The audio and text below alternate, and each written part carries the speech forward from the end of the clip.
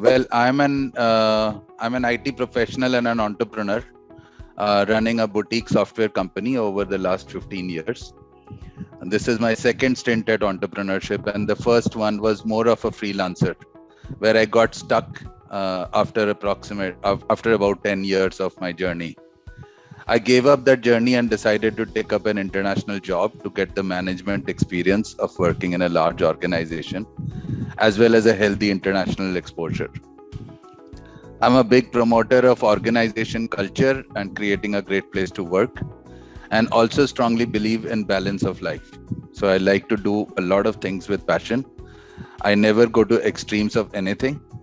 I don't want to be the best in anything. I want to be a jack of all trades, and I want my company also to be balanced. So that's why this constant focus on fun element as well. I want people to be relaxed. I want people to work hard. It's not that I want people to become lazy, but I feel the hard work should come because they want to, because everybody wants to, because they realize that that's the only way to lead a successful professional life. That's how I lead my life. I work extremely hard, and yet I play hard too. So I have fun. I have fun with friends. I think my LinkedIn statement says that many a times my tagline is partying with friends. AAPNA is the Sanskrit word for reliable. So long time back when we started the company and when we were searching for a name, we wanted to be identified with that name, and so we decided that the biggest tenet that we are, what we represent, I represent, and what I would like my organization and every team member to be representing is that I'm reliable. If you give me something, you can rely on me getting it done. And it could be as simple as sending me a meeting link for 11 o'clock and being sure that 11 baje Abhijit pahunch jayega. That is being reliable. Agar 11 baje nahi pahunchega, you should be worrying that there must be something wrong, because neither has he reached nor has he informed me. It's very simple tenets like this that basically boils down to being reliable, and we wanted the Indian element to it because we operate internationally, but we don't want to lose our Indian flavor. So we use the Sanskrit word for reliable, which is AAPNA. The whole AAPNA is run like a family. My biggest pride is that a lot of people in the company say that it is absolutely like a family-like environment. And I truly believe that as professionals, most of us are going to spend majority of our time at our workplace. You're going to spend 8 to 10 hours working, right? And you're not going to, that's the biggest activity in your life. You're not going to spend that much time doing anything else in your life. You're going to work for 8 to 10 hours. You're going to eat for a couple of hours. You're going to spend time with family for a couple of hours. You're going to play for a couple of hours. But 10 hours, you're going to be at work. So you better enjoy it. So I keep telling people, if you're not enjoying your work, you leave and find a place where you will enjoy. Either learn to enjoy what you're doing currently or change your situations. You must enjoy, and that enjoyment results in happiness. So I'm a strong promoter of being happy. You must always think that, am I happy? If I'm not happy, what is coming in my way? And I must get rid of that. In an industry where there aren't a lot of companies which are reliable, we have unfortunately over the years created a not so reliable reputation in the international arena. So especially smaller organizations. A lot of we operate in Australia. A lot of people in Australia believe that Indians are not reliable. So we are trying to break that taboo, so to say. Our approach has always been employee first. In fact, we don't like to use the word employees. We like to say apna bandas. We like to say team members, as we think everyone is the owner of the company, and that's what you see at AAPNA. When you meet our team, you will be amazed by the sense of ownership displayed by them. Right from the time that you apply for a job, when you meet our recruiter, our head recruiter is Naveen, and many a new joinee has come and told me that, oh my God, I thought Naveen was the owner of the company. And we are 175 people, so he's a recruiter, and I would say a senior recruiter, but he's not a leader of the organization or anything. But every guy in my organization presents that kind of passion. They work with full ownership. And I personally, and hopefully as I am driving the organization, a lot of my core philosophies are being adopted by our leaders also. A lot of fellow entrepreneurs or clients also, it's a common tenet to believe that client is God, client comes first, blah blah blah. I say no, my team member comes first. So for me, even in our induction program, I tell every new joinee that my job is to serve you. I am spending all my day figuring out how to make life great for you, how to make you happy. And if I will do that with extreme passion, you will automatically be happy. And if you're happy, you will realize that you will automatically serve the customers of the company. And we see that happening. Our success today is because of that. Many a times people, when we had offices, now of course we are virtual, but when we had offices, you would walk into my office, and I have had timeless examples where people would say that there is an aura in your organization. When we have walked into many companies, but when we walk into your office, there is life. So you feel the energy in the room, you feel that there is a positive energy in the room, which is not there in many places. And it would take me by surprise because I've never seen anything else. Now that we are virtual, we are trying to replicate all of that. We have got a lot of innovative schemes. Like I told you, we have a meeting allowance, which allows every up night in any city. If you have a fellow, if you have a fellow up night in the same city, go out, have a drink with him, have a coffee with him, go play some games, or just find a co-working place and work together. It's all paid for by the company. So we are, I think, at the forefront of innovating how a virtual company should operate. And when I go to visit clients, I have we don't serve a lot of clients. So even we are picky about the clients. We don't like to work with clients who are abusive or who want you to work too hard and get things done in half the time. I mean, we do work hard and we do work late nights. I never tell my team to work late night, but I have had multiple examples of a client calling me up in the morning to say, मैंने तेरे को call किया बताने के लिए कि तेरी team कल सारी रात काम कर रही थी. And I know that your team will not even come and tell you that. That's what I take pride in. And when such things happen, I have tears in my eyes. So when I go to my clients, and these are big clients, okay, one of our biggest clients, our closest competitor was a 3,000 people company. They had extremely talented people on the floor, and but 2 years into the engagement, none of them are there. We are the only vendor, because all the other and our clients also regularly, nobody ever calls us a vendor, they call us partners. And that's the philosophy that I lead by. And when I go to my client's place, people walk up to me to tell me that Abhijit, you have an amazing team. I want to share. I'm in the industry for 15 years. I've worked with multiple companies. I've worked with multiple offshore teams.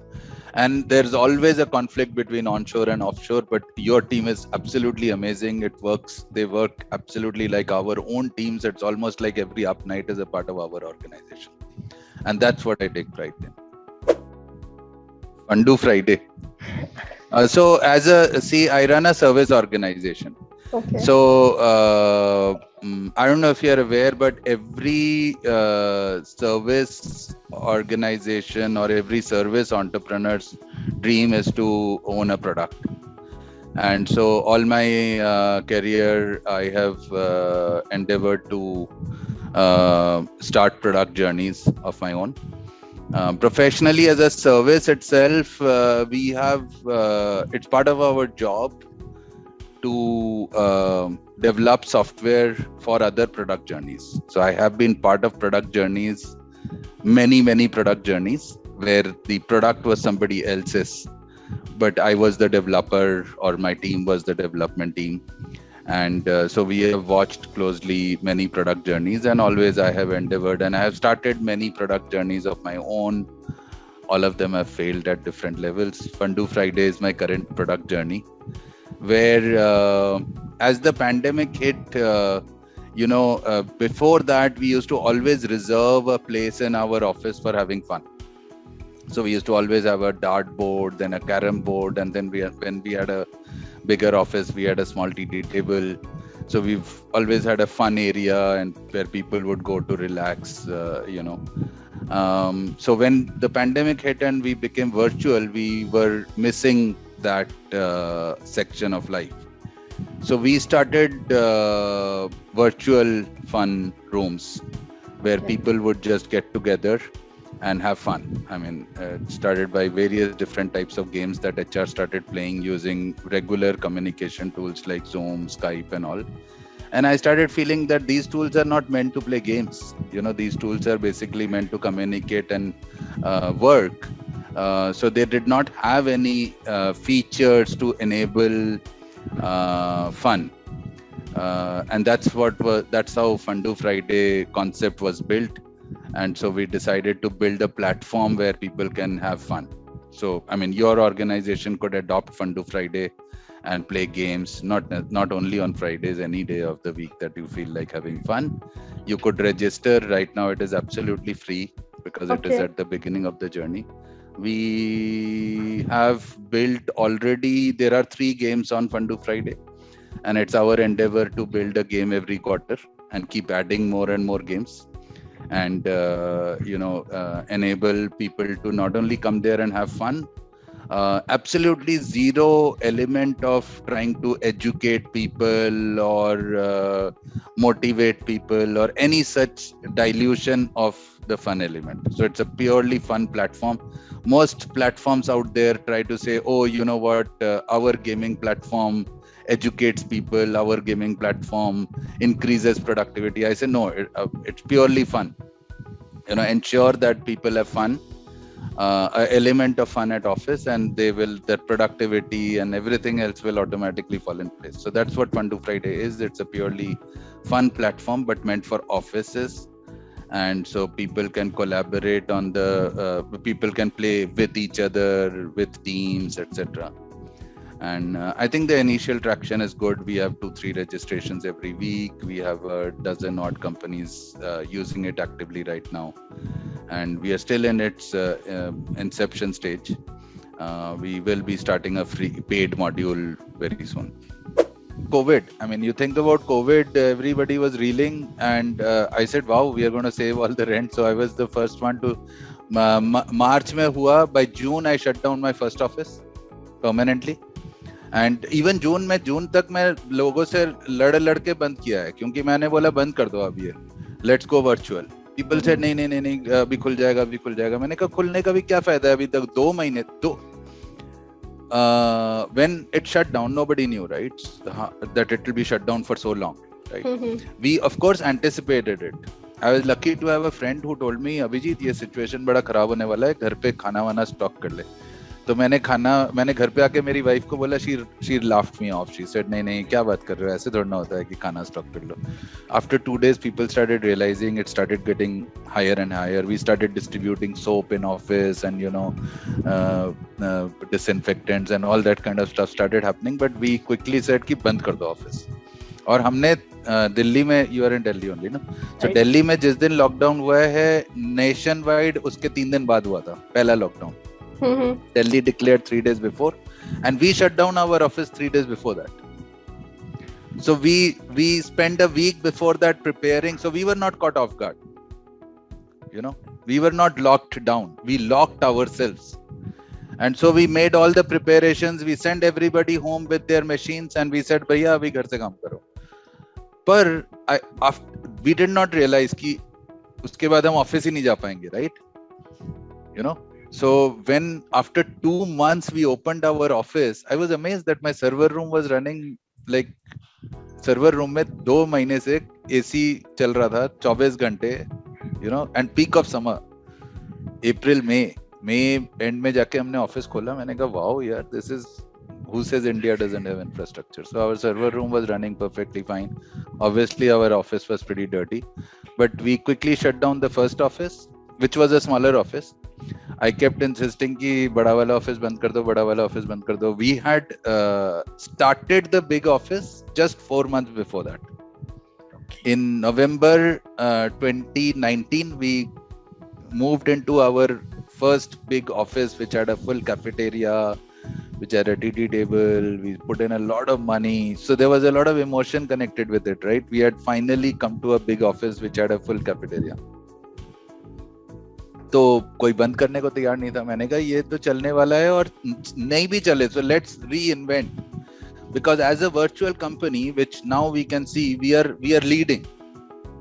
As a office, हम जितना मर्जी बढ़िया कर लें, इतने बड़े बड़े offices हैं. You know, you will never have an office which people will say, oh wow, what a great office. Yes, you, like I said, you come in and they will say, wow, people. But infrastructure was just about there, you know. I'm sure you are also starting a new company. कितना ही बढ़िया होगा infrastructure compared to, say, the Infosys of the world, which have flashy glass buildings and all. But today we are competing with even Infosys of the world in being the front runners in innovating best practices for work from home, which they can't because they are so big. They can't actually manage 5 lakh people all working from home. They just can't manage that. You know, we can. So COVID was a boon for us. We were 100 people in March 2020. Today we are close to 200. Since last year, I've been thinking, खाली बोलने से नहीं चलेगा, करके दिखाना पड़ेगा. So we want to build the organization structure in a way that people actually own pieces of the company. So I started exploring ESOPs about a year back. It's very difficult for a service organization of our size to think about ESOPs. Okay. But we explored, we understood, we hired consultants, we figured it all out. And this time in Goa, I actually distributed significant part of the company across multiple stakeholders. So we now have almost 50% of our company team members own small pieces of the company. So they are all actual owners. Okay. They own stock options right now. So the way stock options work is that you own shares over a period of time. But everybody now, I hope this ESOP will take us to an entirely different level. Run after something which is there with you. Nobody else can take it away.